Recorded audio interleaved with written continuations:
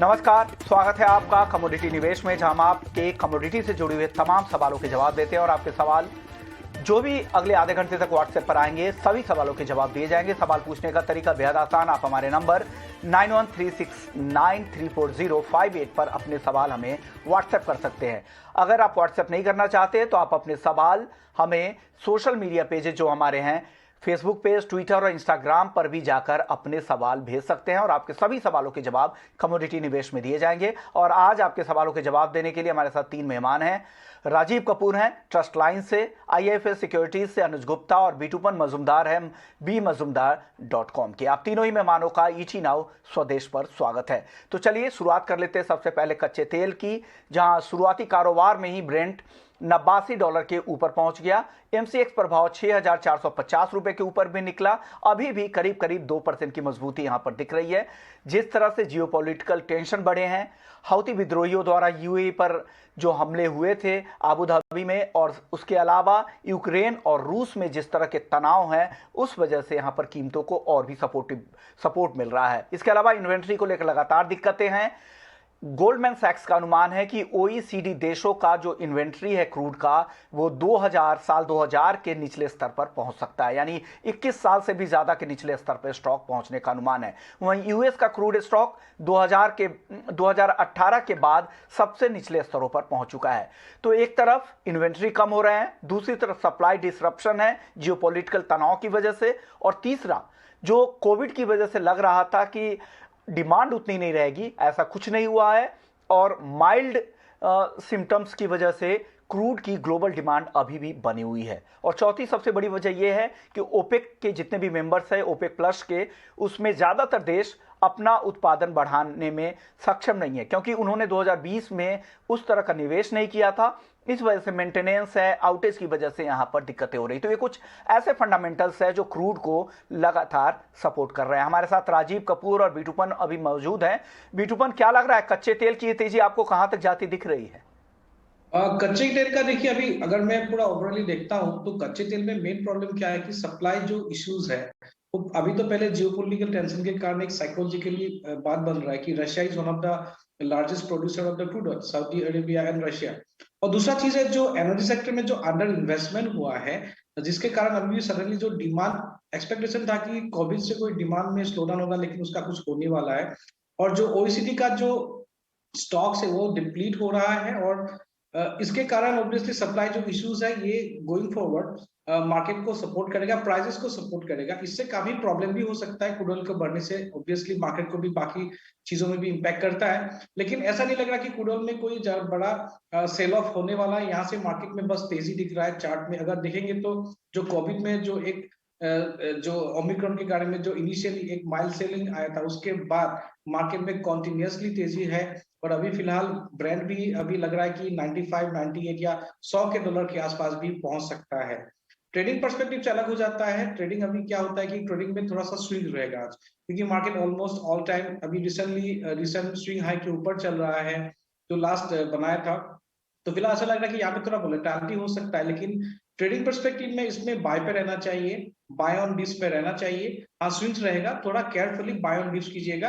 और मुझे लग रहा है कि मार्केट में इंडियन टर्म्स में इंट्राडे में 6550 आज नहीं तो एटलीस्ट कल तक पहुंचने वाला है।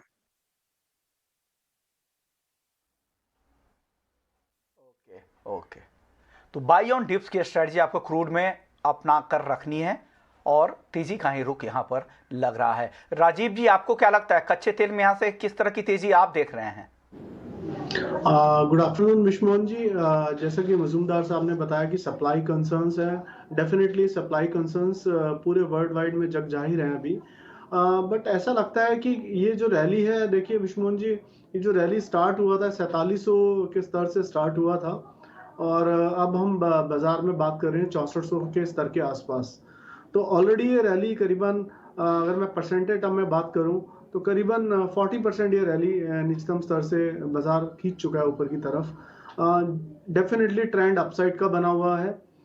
But my point is this कि जो भी पोजीशन इसमें ली जाए उसमें स्ट्रिक्ट स्टॉप लॉस जरूर मेंटेन किया जाए, क्योंकि जो भी करेक्शन होगा इसमें आने वाले टाइम में, वो करेक्शन कब आएगा, आज का आएगा, कल आएगा, या आने वाले 5 दिन में आएगा, ये बताना अभी मुश्किल है। क्योंकि बाजार जब तक कोई ऐसा फॉर्मेशन चार्ट पे नहीं दिखाएगा, करेक्शन बताना बड़ा डिफिकल्ट हो जाता है। तो जब भी करेक्शन आएगा थोड़ा सा डीप करेक्शन होगा, और वैसी स्थिति में करीबन हो सकता है 8-10% का भी करेक्शन आए। तो ट्रेड तो अभी डेफिनेटली बाय साइड में ही रखना है। फेब्रुअरी कॉन्ट्रैक्ट में हम एडवाइस करेंगे ट्रेड लिया जाए अराउंड 6400 के स्तर, 6370 के स्तर के आसपास। 6320 का स्टॉप लॉस रखा जाए। 6460 हमें लगता है कि फेब्रुअरी कॉन्ट्रैक्ट में टारगेट अचीवेबल है। छोटे छोटे टारगेट से ही ट्रेड करें ताकि मुनाफा बांधते चलें इस रैली के दौरान, क्योंकि हम इस रैली में ऑलरेडी एक काफी रैली निकल चुका है और लेटर स्टेज के आसपास है। तो लेटर स्टेज पे क्या होता है, जनरली बाजार तेज तेज भागता है। आपको लेने का रेट जो है बहुत ऊंचा ऊंचा मिलेगा हर रोज, जैसा हम कल देख रहे थे। कल बाजार ऑलरेडी 100 पॉइंट ऊपर खुला और उसके बाद लगातार एक तेजी बनी, फिर लास्ट में थोड़ा कूल ऑफ हुआ। आज भी बाजार ने एक गैप अप ओपनिंग दी और बाजार हल्का हल्का कूल ऑफ हो रहा है। जब भी इंट्राडे में बाजार कूल ऑफ हो, एंट्री करें with small stop loss and small targets. Okay, तो ये व्यू है क्रूड को लेकर राजीव जी का। अनुज, आपको क्या लगता है, क्या अब रिस्की ट्रेड हो गया? जिस तरह की वन वे रैली देखने को मिली है कच्चे तेल में, इसके बाद इन लेवल्स पे आप क्या सलाह देंगे? अगर किसी का रिस्क एपेटाइट कम है तो क्या वेट करने की सलाह देंगे या करंट लेवल पे भी खरीदारी की सलाह देंगे? विश्वमोहन जी, गुड इवनिंग। देखिए, डेफिनेटली एक ओवरबॉट सिचुएशन क्रूड में आती हुई दिखाई दी है, मगर अगर हम फंडामेंटल साइड जाएं तो मुझे लगता है कि अभी भी ट्रेंड इसमें पॉजिटिव है। बट करंट रेट मुझे लगता है कि थोड़ा सा यहाँ पे अगर कूल ऑफ आता है तो ही खरीदारी करें। करंट रेट पे मुझे लगता है कि एक प्रॉफिट बुकिंग आ सकती है। अगर आप पिछले 7 दिनों से देखेंगे तो इसने एक पॉजिटिव क्लोजिंग दी है, और जनरली अगर हम इसको ट्रैक करें तो 7-8 दिन की तेजी के बाद अगर हम चार्ट्स को वैल्यूएट करें तो एक इसमें प्रॉफिट बुकिंग आती है। तो आज मुझे लग रहा है कि एक प्रॉफिट बुकिंग यहाँ पर आ सकती है, जो कि नीचे करीबन 6350 या 6400 तक आ सकता है। तो वहां पर अगेन प्रॉफिट जो है वहां पे खरीदारी का ट्रेड बना सकते हैं। तो बाय ऑन डिप्स की स्ट्रेटेजी यहाँ पे रखना चाहिए, क्योंकि फंडामेंटल साइड जाए तो जियोपॉलिटिकल टेंशन भी यहाँ पर है, और जो 4 लाख बैरल का पर डे का जो था वो भी अभी तक सॉल्यूशन नहीं हुआ है। तो फंडामेंटल साइड काफी स्ट्रांग है। टेक्निकल पॉइंट ऑफ व्यू से चार्ट भी काफी स्ट्रांग दिख रहा है। तो मुझे लगता नहीं कि ऐसा कोई मेजर साइन होगा जहां पर हम सेलिंग की कॉल लेंगे। वेट एंड वॉच करेंगे और नीचे के लेवल आएंगे तो वहां पे खरीदारी का ट्रेड लेंगे। ओके, नीचे के लेवल पे खरीदारी की सलाह ज़्यादातर तीनों ही जानकारों को लगता है कि आपको गिरावट आने दीजिए, डिप पर बाई करने की सलाह दी जा रही है। चलिए आगे बढ़ते हैं और अब बेस मेटल्स की बात कर लेते हैं, जहां पर काफ़ी अच्छी तेजी दिख रही है। निकेल की बात करें तो 10.5 साल की ऊंचाई पर एलएमई पर पहुंच गया है, एमसीएक्स पर करीब 15 साल की ऊंचाई पर है। इसके अलावा कॉपर भी आज करीब 1% की तेजी दिखा रहा है, 748 रुपए के आसपास है। एक सवाल भी था कॉपर पर, क्रिश दिल्ली से इन्होंने सवाल भेजा था कि कॉपर में क्या करना चाहिए। बीटूपन, कॉपर में क्या सलाह देंगे क्रिश को आप? देखिए, अभी तो फिलहाल के लिए एक रेंज मोमेंट है। आज थोड़ा सा पॉजिटिव मोमेंटम है। आज का जो मोमेंटम है प्रोबेबली आज के लिए कैरी फॉरवर्ड हो सकता है। कॉपर मेरे हिसाब से 750 या 752 के लेवल पहुंच सकता है। तो अगर ट्रेड पर्सपेक्टिव से देखना है तो कॉपर में मेरे हिसाब से अभी 747 चल रहा है मार्केट, तो 745 या 46 के आसपास लॉन्ग ले सकते हैं, 743 के नीचे स्टॉप लॉस लगा के।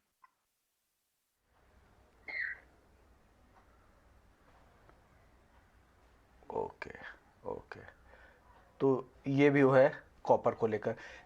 इसके अलावा अगर निकेल की अगर बात करें तो निकेल में भी काफी अच्छी तेजी दिख रही है। अनुज, आपको क्या लग रहा है कि निकेल की जो ये तेजी बनी है ये कहां तक आपको दिख रही है? क्या 1700 भी लेवल दिख सकता है एमसीएक्स पर?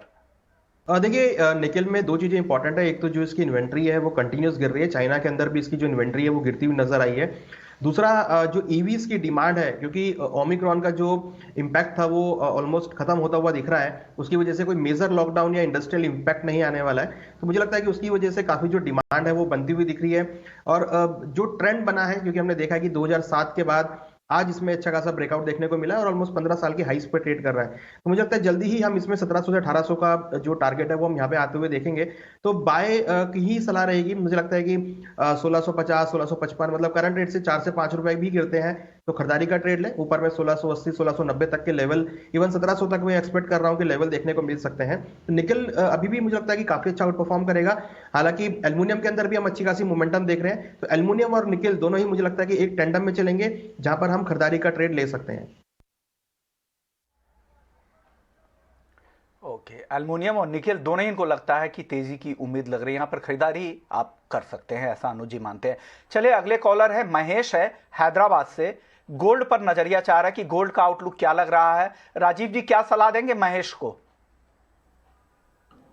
विष्णु जी देखिए, गोल्ड सिल्वर के बनस्पत थोड़ा सा स्लो मूवमेंट दिखा रहा है। हालांकि जो बाजार है गोल्ड का कंसोलिडेट कर रहा है 47,700 और 48,000 के स्तर के बीच में। बायस थोड़ा सा अपसाइड ही लगता है, तो खरीदारी की ही एडवाइस होगी इसमें। मेरी एडवाइस है कि 47,850 के आसपास आए खरीद के चलें, 47,700 का इसमें स्टॉप लॉस रखें, 48,100 का एक फर्स्ट टारगेट रखें, और अगर बाजार 48,150 के ऊपर सस्टेन करता है तब 48,300 तक का भी लेवल इसमें मुमकिन है कि आ सकता है। ओके, तो ये भी है गोल्ड पर महेश जी के लिए। चलिए अगले कॉलर सुशील जैन है, चांदी पर जानना चाह रहे हैं कि चांदी में क्या करें। अनुज जी चांदी पर क्या सुशील जी को सलाह देंगे आप? देखिए कल ही इसमें काफी अच्छा ब्रेकआउट देखने को मिला है। 62,500 का जो एक रेजिस्टेंस लेवल था, मार्केट ने कल जो ब्रेकआउट लिया है, यहाँ पर इंपॉर्टेंट चीज ये है कि जो वॉल्यूम्स है वो काफी अच्छे बढ़े हैं। तो जनरली जब भी हम वॉल्यूम्स के साथ ब्रेकआउट देखते हैं तो एक अच्छा खासा मोमेंटम आगे कंटिन्यू देखते हैं। वही अगर आप देखेंगे तो आज भी हम देखें तो 1% बढ़ा हुआ है चांदी। तो मुझे लगता है कि अब जो चांदी में रैली बनी है ये आगे कंटिन्यू रह सकती है। इनिशियली जो हम टारगेट कर रहे हैं $25 को हम टारगेट कर रहे हैं इंटरनेशनली, और डोमेस्टिक मार्केट में 65,000 को हम टारगेट कर रहे हैं। मुझे लगता है कि खरीदारी का ट्रेड रखना चाहिए। इनकी अगर खरीदारी की पोजीशन है तो इसको होल्ड करें। ऊपर में 64,500 से लेकर 65,000 तक के टारगेट आपको चांदी में जल्दी ही देखने को मिल सकते हैं। ओके, अगले कॉलर करुणेश जी है हरिद्वार से, उत्तराखंड से। इन्होंने सवाल भेजा, नेचुरल गैस इन्होंने बाई कर रखा है 315 रुपए 50 पैसे पे। बिटकॉइन क्या सलाह देंगे? 315.50 की बाइंग है। नेचुरल गैस में देखिए अभी थोड़ा आज लास्ट 2-3 सेशन में थोड़ा सा रेंज जैसा मूवमेंट है। इसमें जरा कोई बाकी जो कमोडिटीज में जिस तरह का ट्रेंड है उतना खास ट्रेंड नहीं था। हाँ, एक स्पाइक आया था वेदर रिलेटेड इश्यूज, और इसको देख के लगता है कि थोड़ा सा पॉजिटिव मोमेंटम रहेगा। लेकिन मेरे हिसाब से नेचुरल गैस में 310 का लेवल काफी इंपॉर्टेंट रहेगा। 310-11 ये रेंज अगर मार्केट होल्ड करता है तो ये जो पॉजिटिव मोमेंटम है ओवरऑल जो आया था ये कंटिन्यू रहेगा। तो 310 के नीचे स्टॉप लॉस लगाना पड़ेगा, और ऊपर अगर आपको 322-23 का लेवल मिल जाता है तो आपको एग्जिट बन सकता है। ओके, तो ये भी हुआ। एक और सवाल नेचुरल गैस पर भी है, राकेश गर्ग गाजियाबाद से। इन्होंने सेल कर रखा है 302 रुपए पर। राजीव जी क्या करना चाहिए इनको? विष्णु जी देखिए, 310 रुपए का जैसा बिटूबन जी ने बताया है अच्छा एक सपोर्ट है, तो डेफिनेटली वो सपोर्ट तो अभी तक बहुत अच्छा दिख रहा है। बाजार ने 2 दिन पहले इस सपोर्ट को नीचे में ब्रीच किया था और वहीं से एक शार्प रिकवरी देखने को मिली थी। तो जब तक बाजार 310 के नीचे सस्टेन नहीं करता, मुझे लगता है इनके भाव आने थोड़े से मुश्किल होंगे। तो एडवाइस ये होगी कि अराउंड 315 के आसपास, 14 के आसपास आए तो ये पोजीशन को वाइंड अप करें या डबल प्लस में करें। 310 के नीचे का स्टॉप लॉस रखें और 322-23 का टारगेट रखें अभी अपसाइड में। 300 हमें थोड़ा सा रेंज बाउंड लग रहा है 310 और 325 के बीच में। ओके, तो ये राय नेचुरल गैस को लेकर। चलिए अब आगे बढ़ते हैं और कॉटन पर बात कर लेते हैं, और इस पर बात करने के लिए हमारे साथ डीडी कॉटन के एमडी अरुण सेखसरिया साहब हैं। सर स्वागत है आपका ईटी नाउ स्वदेश पर। सर कॉटन तो लगातार नई तेजी बना रहा है। अभी 10 मिनट पहले 1.5% से भी कम की तेजी थी, अब देखिए 2% से ज्यादा की तेजी दिख रही है। 37,000 के आसपास चला गया, 2.5% की तेजी अब दिख रही है। ये तेजी बढ़ती जा रही है, ये कहां तक जाती दिख रही है? क्या एमसीएक्स पर आपको लग रहा है कि 40,000 के लेवल भी जल्द दिखेंगे? देखिए लेवल 40,000 का हो या 38,000 का हो, it is not very important. The main thing is कि बाजार जो बढ़ रहा है ये जा रहा है, it is on the basis of the ice अभी आप देखेंगे 101.35% ऊपर है। तो आज अभी एमसीएक्स के जो भाव है ये कभी तो आइस के हिसाब से चलते हैं और कभी नॉन आइस के हिसाब से चलते हैं। तो वो नक्की नहीं हो पा रहा है कि ये फंडामेंटल है कि क्या है। But one thing is very clear, आज जो बाजार बढ़ा है ये it is driven by ice, and इसके अंदर डिमांड भी है। मतलब मार्केट के अंदर थोड़ी डिमांड भी आ रही है। मील वाले भी अभी थोड़े वो परेशान हो रहे हैं कि भाई कब तक हम वेट करेंगे, कब तक हम नहीं लेंगे रुई। तो जितनी रुई की खपत है उतनी रुई ले रहे हैं मील वाले भी, चालू कर दिया लेना। ओके सर, मार्जिन की डिमांड थी इंडस्ट्री की और जितने भी पार्टिसिपेंट्स उन लोगों की थी कि वॉलेटिलिटी मार्जिन बढ़ाई जाए, तो अतिरिक्त मार्जिन अब 3 से बढ़ाकर 6% कर दिया गया है। लेकिन उसके बाद भी जो बाइंग का रुझान है वो नहीं कम हो रहा है, और आप भी कह रहे हैं कि इंटरनेशनल मार्केट के हिसाब से बहुत बार नहीं चलता है, तो ऐसे क्या है जो मार्केट को ड्राइव कर रहा है एमसीएक्स पर? भाई आज की तारीख में कॉटन मार्केट, कॉटन की जो ओआई और कॉटन का जो वॉल्यूम आप देखोगे, it is not very high. So इसके अंदर दाम, अगर आज मेरे को 1000 कार्ड लेना है या मेरे को 40 लॉट लेने हैं कॉटन के अंदर, तो मेरे को लिक्विडिटी है नहीं, उधर सौदे कमती होंगे तो दाम बढ़ जा रहे हैं। बट ये कहना कि भी खाली ये स्पेकुलेशन हो रहा है वो गलत है। आज आइस के हिसाब से भी, आइस ने भी काफी सपोर्ट दिया मार्केट को and it is going up. So MCX is also gone up in tandem with ice prices today. तो अभी ये तो देखने की बात है कि कब तक आइस बढ़ता जाएगा और कब तक MCX भी बढ़ता जाएगा, और मिल वाले इसको एब्जॉर्ब कर पाएंगे कि नहीं करेंगे, स्टेक होल्डर्स एब्जॉर्ब कर पाएंगे कि नहीं पाएंगे, वो देखने की बात रहेगी। ओके सर, एक मिल वाले का ही सवाल था। जयेश पटेल मेहसाना से थे। 35,400 पर एमसीएक्स कॉटन इनो हेजिंग के लिए लॉन्ग कर रखा है। ये जानना चाह रहे हैं कि क्या अब निकल जाए क्या इन लेवल्स पे जो ये तेजी आई है इसमें? देखिए, मील वाले अगर 35,400 में लिया तो वो अपने कंजम्पशन के हिसाब से लिया होगा। तो उनको अगर लग रहा है कि भी ये आइस बढ़ गया है, अपना एमसीएक्स ज्यादा बढ़ गया है, तो उन्होंने फिजिकल रूल कवर करके हेज कटिंग कर देना चाहिए उनको। So if they used it as an hedging tool, तो पीछे उनको फिजिकल रूल ले लेना चाहिए। और अगर फिजिकल रूल और स्पेकुलेशन के हिसाब से उन्होंने किया है तो पीछे आई थिंक प्रॉफिट, जितने प्रॉफिट घर में आ जाए वो प्रॉफिट है। ओके सर, एक अशोक भड़के भी आपसे ही जानना चाह रहे थे। वो सवाल पूछ रहे हैं कि 3300 पे इनके पास महाराष्ट्र अमरावती से हैं, 3300 के लेवल पे इन्होंने कॉटन केक खरीद रखा है। क्या करना चाहिए? क्या 3500 इनको मिल पाएगा? कहना बड़ा मुश्किल है, बिकॉज कॉटन केक के अंदर ये जो कैटल फीडिंग के लिए जाता है, there are lot of options available. मैं तो सबसे एक ही राय दूंगा कि अगर नफा है तो नफा बुक करो, और नफा नहीं है तो लॉस बुक करने की भी क्षमता रहनी चाहिए। बिकॉज ये लेवल ऐसे हो गए कि ये लेवल पे ज्यादा तेजी आने की संभावना कमती है और बाजार में गिरने की संभावना ज्यादा है। तो हैंड टू माउथ चलिए और लालच में मत जाइए।